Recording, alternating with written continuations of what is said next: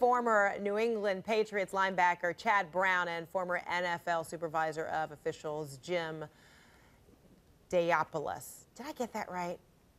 All right. You got it right. Oh, yay! All right. All right, touchdown for me. All right, so Chad, you first. You know, you played with Tom Brady. Do you believe him?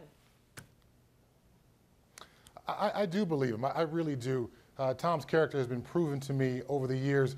And if you pick up a football, I don't think Tom has the forensic ability in his fingers to know whether a football is slightly underinflated. He just knows that it feels good in his hands, and it feels like the footballs that the equipment guys have prepared for him over the years.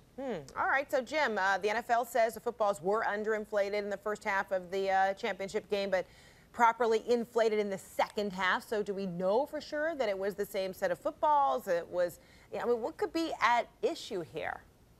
Why is it so complicated? Well, the referee approves them. They sit in the locker room, in an 80-degree locker room. They sit in there under the guide of the NFL security. There's a security individual that keeps an eye on the footballs. They stay in that locker room.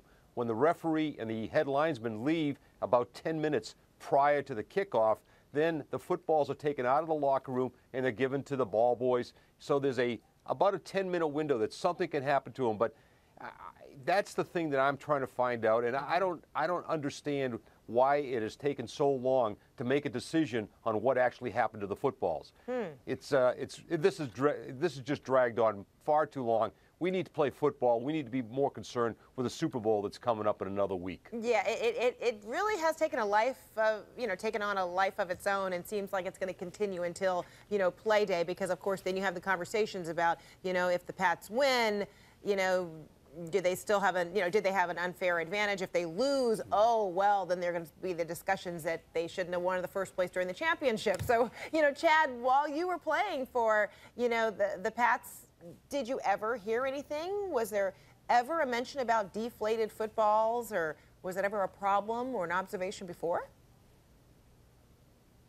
I've never heard any talk about cheating in the Patriots locker room or facility, whether we're talking footballs or any other way. Obviously, Spygate has tainted the Patriots in the court of public opinion, but that is the hardest working group of football players I've ever been around, the hardest working set of coaches. It's the best football environment I've ever been around. So their success over the last decade and a half is not due to cheating, it's due to hard work. And the folks who are most upset are probably fans of other teams. And the Patriots, because of their success, have beaten most of those other teams, so I can understand why those fans are upset.